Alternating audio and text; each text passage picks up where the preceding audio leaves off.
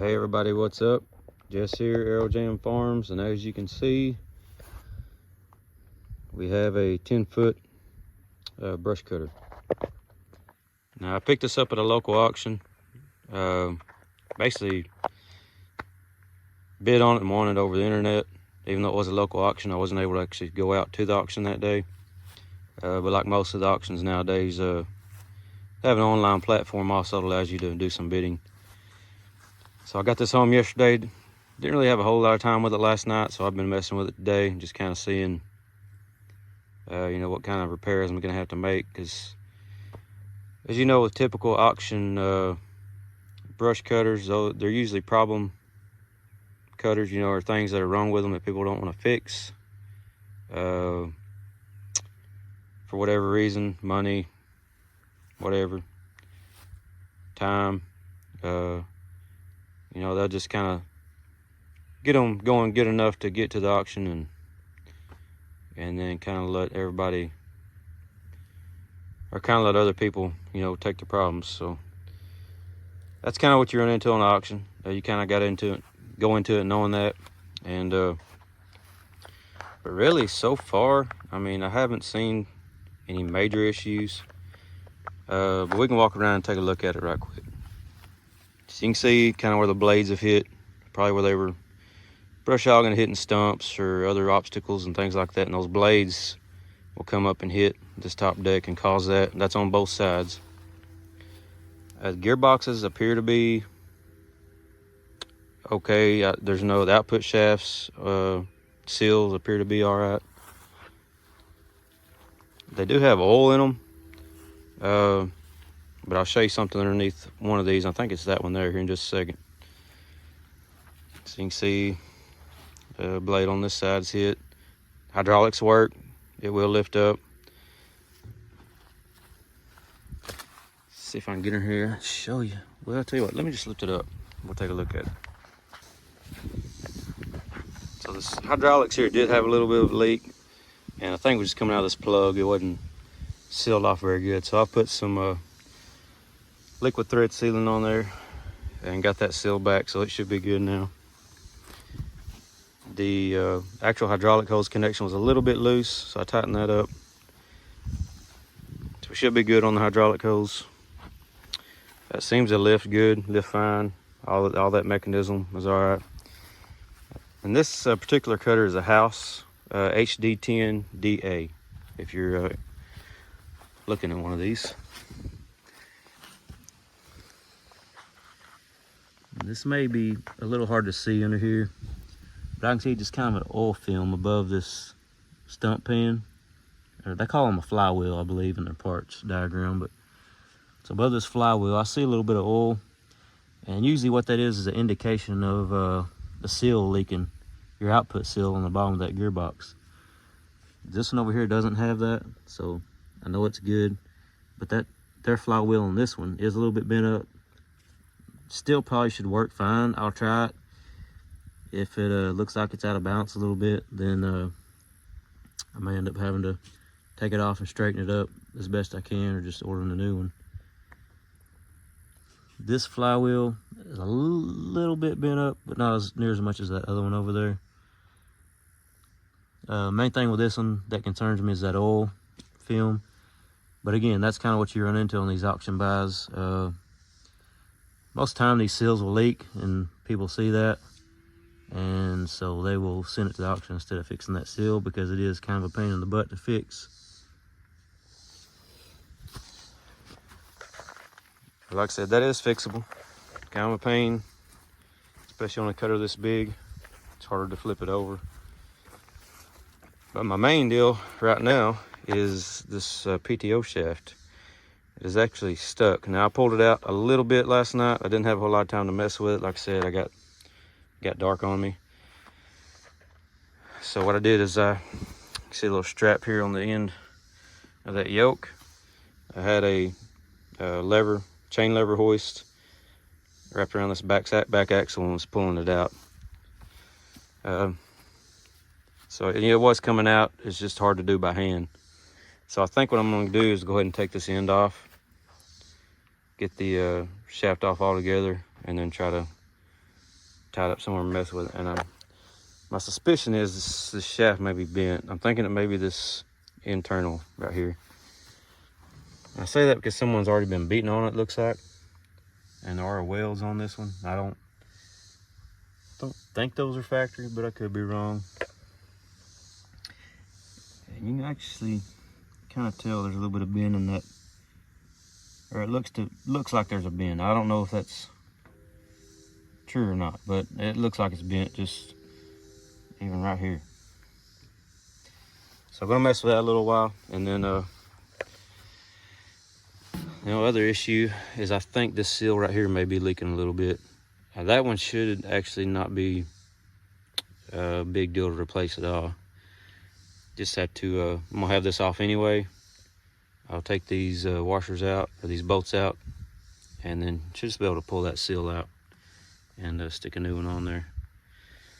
So anyhow, more to come. I'll mess with this a little while, and we'll see if we can't fire this thing up, try it out, and see how that seal does on that gearbox there. Maybe go ahead and take that flywheel off and look at it. But looks like there might be some wire wrapped around some bolts there, but I can't tell if it's on up into that shaft or not. But we'll look at it some more, and we'll be back. And and the other thing is this gearbox here that has the flywheel underneath the deck, or the oil underneath the deck above the flywheel. This is actually a different gearbox, or it looks different than the one that's on the other side. So I'm kind of wondering if maybe when all this happened that they didn't have to replace that gearbox, and maybe that's where the oil came from, is the old gearbox. So hopefully, that one there's good. So I guess we'll find out. I did check the oil. It has oil in it, but that doesn't mean that they didn't put oil in it before they took it to the auction. So, all right, well, I got it apart, and just showing you kind of how I did it. I got the other end over here sitting on the stump. I'll show you in just a minute what it looks like. Just chain one end of that tree, and wrap the lever hoist around this other one, and just pull it apart. So it came apart really easy, and no problems with that thing. Can do like 2.5 tons, or that's a 1.5 ton, but still. I'll take these shields off, and we'll look at both of these over on the stump. All right, so it's pretty much just as I expected.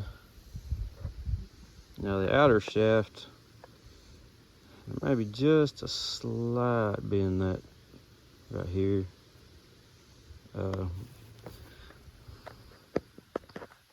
There's for sure one going the other direction. I don't know if that comes across on camera or not. Definitely got a bend in it.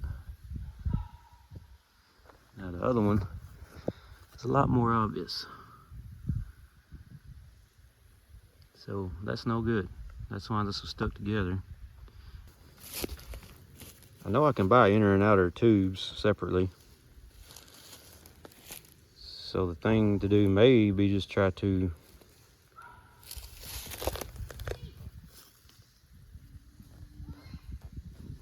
knock this one out. Cut that off. It is hollow on that side. This one just has a rope in it, so that would actually be easier to replace that one. That would be the one that'd be hard. And it may even be worth just ordering that half piece there and ordering a replacement tube for this one. Because I have priced a brand new one from Howse. And I want to say it's about $770 for the complete setup. Which still isn't bad considering what I paid for this cutter. That's still well under, well within the range of I could sell it and make money on it if I had to or wanted to, but that's not the plan. The plan is to get in the cutter as cheap as possible and have something I can use. So I'm gonna do a little bit of research to see what I can come up with on this. Right now, that's my main holdup.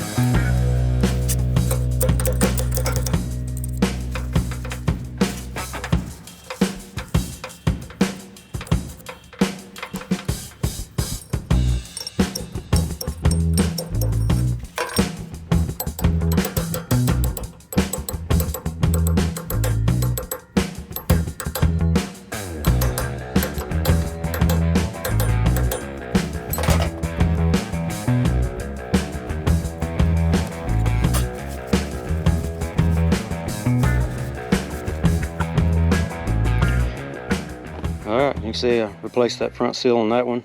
Those finally came in today. I did get the bottom seal for that gearbox. I hadn't decided if I'm actually going to go ahead and change it out yet or not, because I'm not 100% sure that seal is bad. Odds are it is, but like I said, that's a different gearbox, slightly different gearbox.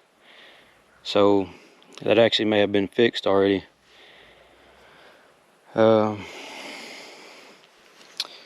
But yeah, I mean, just you can see a couple tools there. On those seals, most time I found that you can just puncture them with an awl, and that'll give you a big enough hole to get these hammer slides started, screwed in. And you can see there, sometimes they're tight, which is good. So it took me 3 tries in 3 different spots to kind of work it out.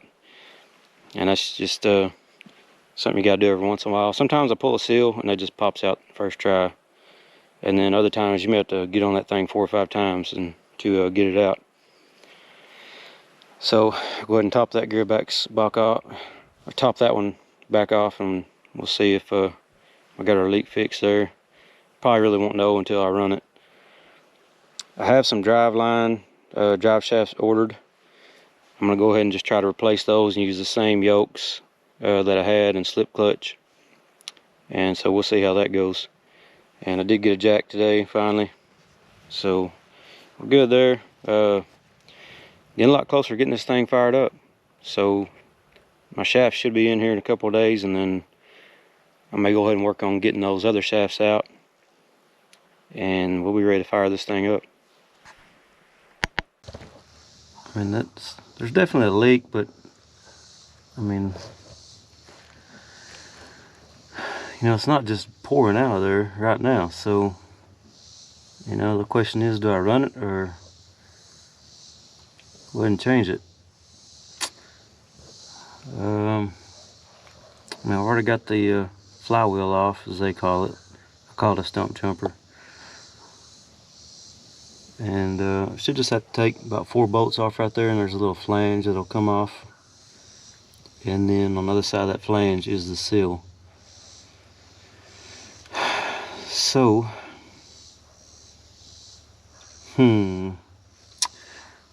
decisions.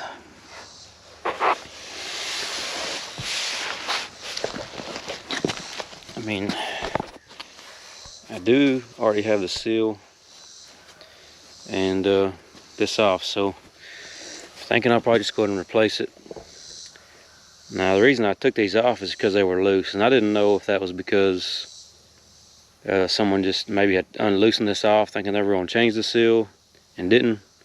But this whole flywheel was rock on the inside on that shaft, so I'm thinking they just didn't have the nuts tight enough, more than likely.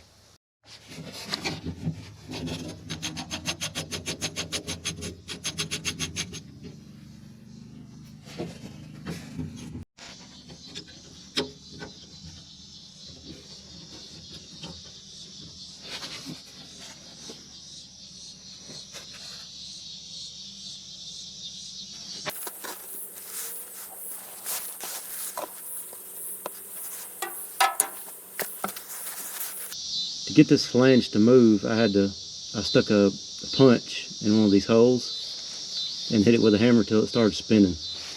And then I just grabbed those seal picks and just kind of moved it by hand until it loosened up. And as I spun it, there's should be a little bit of pressure on the top side from some of that oil. So just spinning it, my idea was maybe the gravity would help, pull it off, push it down. So.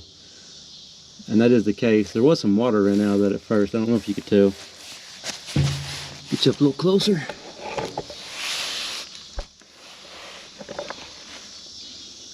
So you can maybe see the 4 bolt holes. Well, I don't know if you can or not. They got oil coming out of them right now. But so that plate will just sliding down off that shaft. I didn't realize it. I remembered after I got to messing with this, I was thinking the seal was up in there and this plate was kind of a protective plate over that seal. This is a protective plate, but actually that seal is built in, it goes into this plate, and then that'll slide back on the shaft. So once I get this plate off, the seal will be in that shaft, so I can take this in the shop or whatever and get that seal, get this old seal out and get the new one in, and then just come back and slide it over this shaft, line up my holes, and then put the bolts back in. So we're gonna wait on this to drain, and then I get this off the rest of the way. I'll come back and show you what we got. Alright, so I think I've finally figured something out here. I've been having trouble getting this little plate off here that holds the seal. And I knew it should have been coming off a lot easier than it was. Once I had it loose, it should have just slid off, because the only thing holding it at that point would be the seal. I'm not at a good angle here, but this lip, the decking on this cutter, this metal sticking out just enough. I think it's hanging on this, it's causing this little flange piece here to stick on it, and it's not wanting to let it slide all the way off. So I'm gonna try to get a grinder in here, or a die grinder, something, knock that lip back, and then see if I can slide this thing off. So just something to be aware of. You know, they put these gearboxes in from the top, so that's really not an issue when you do it that way. I could pull this gearbox off from the top and it wouldn't have been an issue, but I want to try doing it this way just to, I guess, make it more difficult. So that's what I'm doing. But anyhow, I'll try to get this metal knocked back a little bit, get that ledge off of there, and I should be able to slide this flange, the seal holder, on off. Alright, so little update. Got a new seal put in.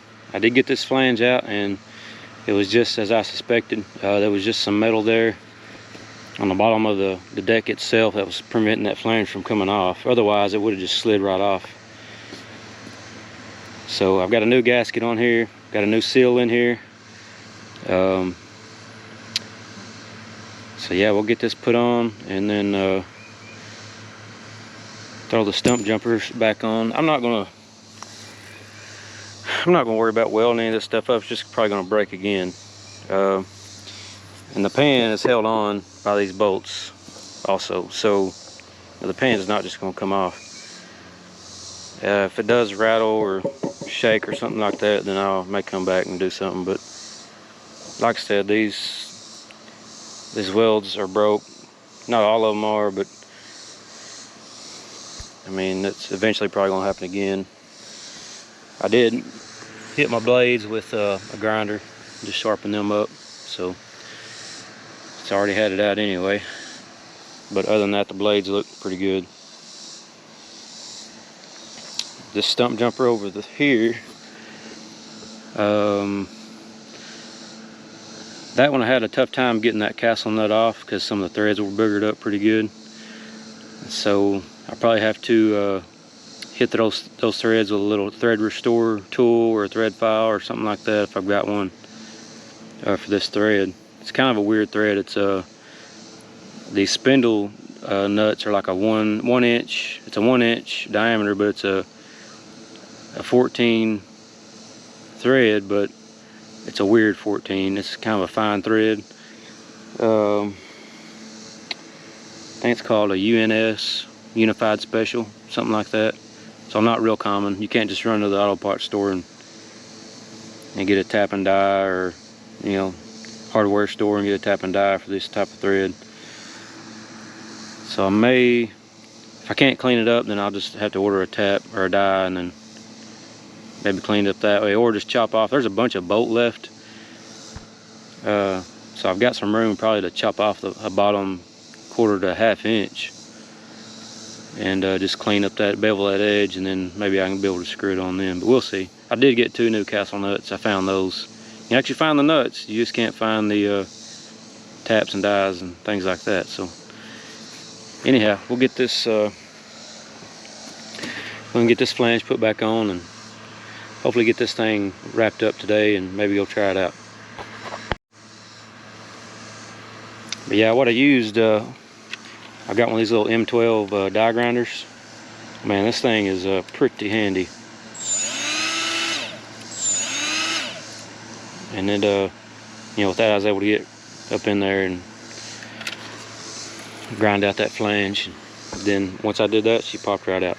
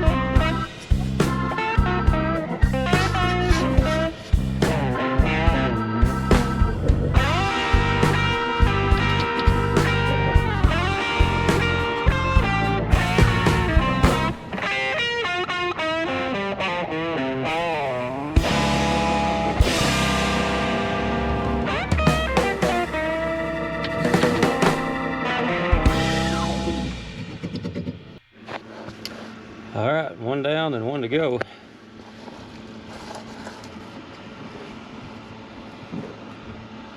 Newcastle nut. I always forget how hard these stump jumpers are to put on from the bottom. It's definitely a lot easier to have these cutters setting up, tilted up at a 90-degree angle, and then you can slide them on, they'll stay. You know, with it facing down like this, you gotta have something there to hold it. As you know, long enough for you to get that nut on there and get it started. I just started it with a board back here and used that to kind of wedge it up off the ground enough to get it started and get that jack underneath it. And the jack, once I got the jack underneath it, then it's pretty much good after that. So I'll just repeat this process on that side over there, and then I think all I got left to do is finish up the PTO shaft, and we're about ready to try this thing out. All right, I got both stump jumpers on. Took my lighting out. I think you still see it. Yep, that one's on. And one note, when you're putting these on, if you have a double spindle, is you want to time these. And what that means is you want to be basically 90 degrees opposite of each other. So if I have, just for lack of a better way to put it, if I have these blades pointing north and south, then I want this spindle pointing east and west, west and east. So, you know, if one spindle is pointing this way, then I want the other spindle when I put it on to be pointing this way.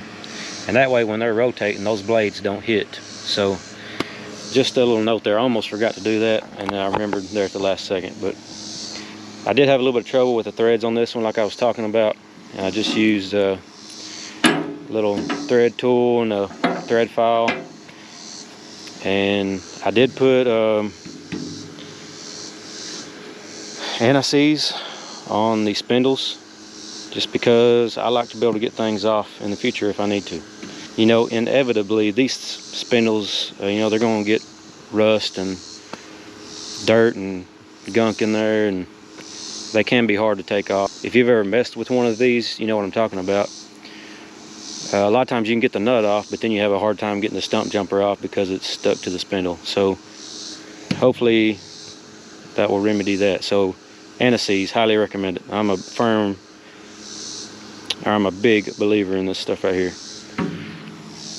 Other big lifesaver is this fan right here. My gosh, man, this, you know, we're here in Oklahoma, so we've been inside the heat dome, whatever you call it, this high pressure system, and that thing there's been a lifesaver. So, all right, spindles are on. I just put oil in that gearbox.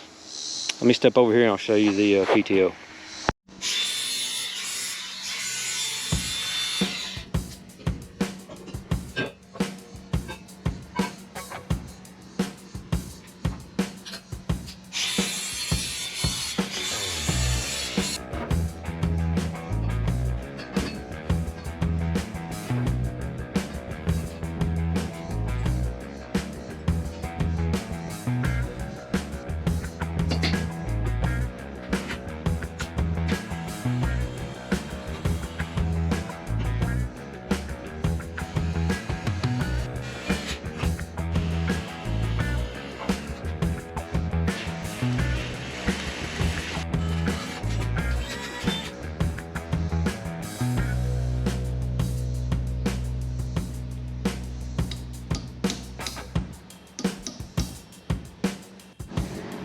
Alright, so here's the internal, and here's the external.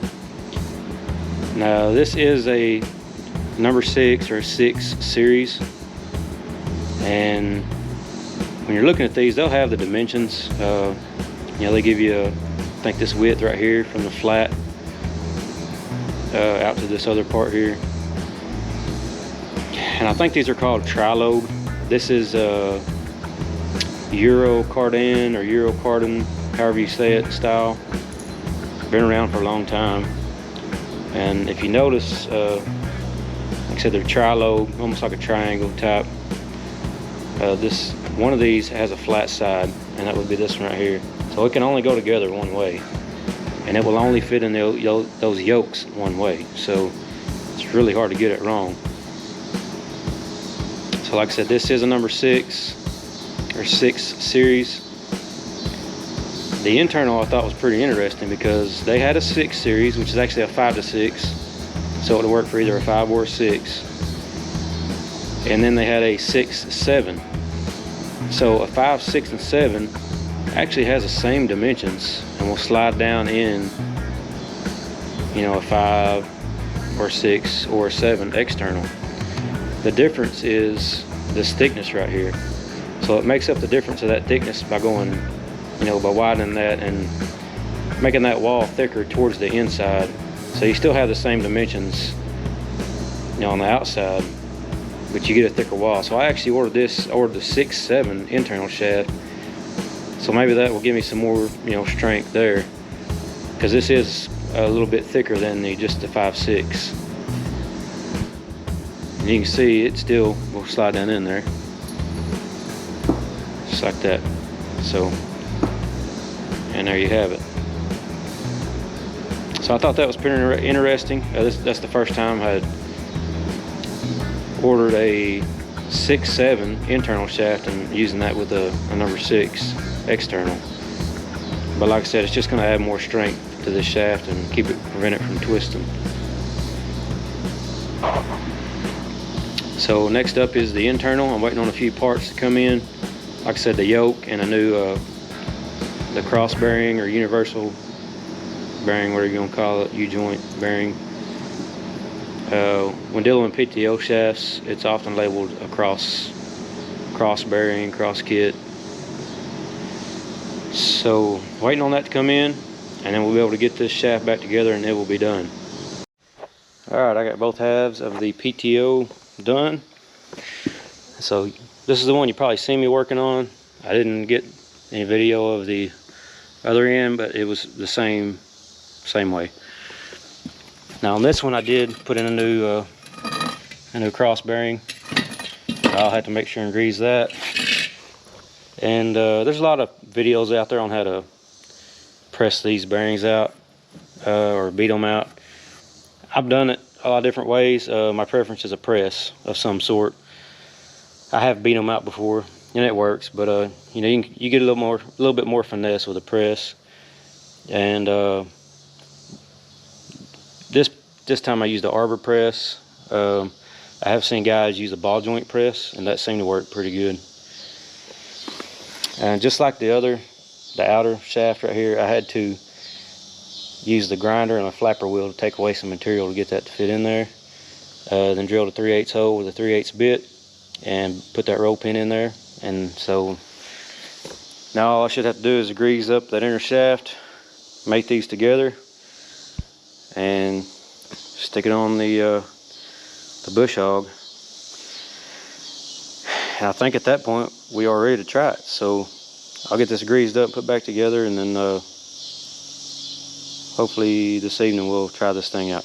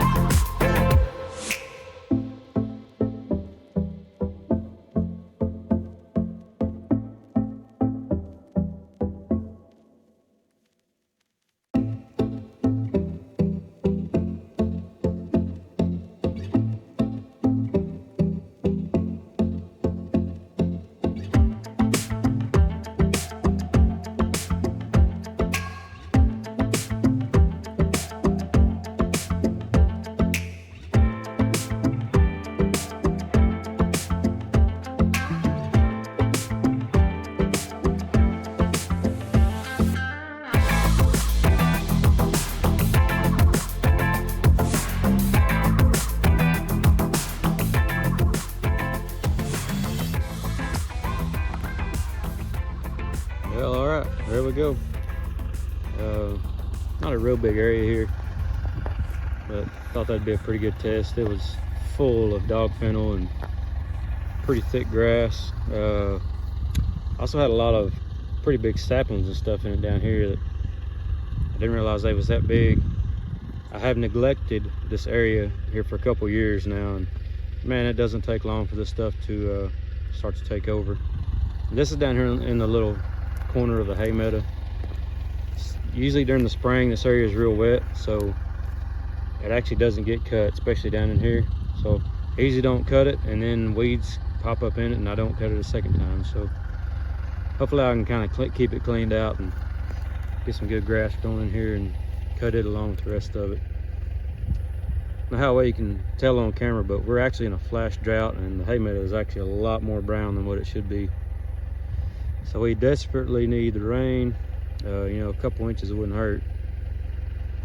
The other area I was cutting was right over there, so just a couple of spots where the dog fennel had kind of taken over. So yeah, I'm pretty happy with the cutter.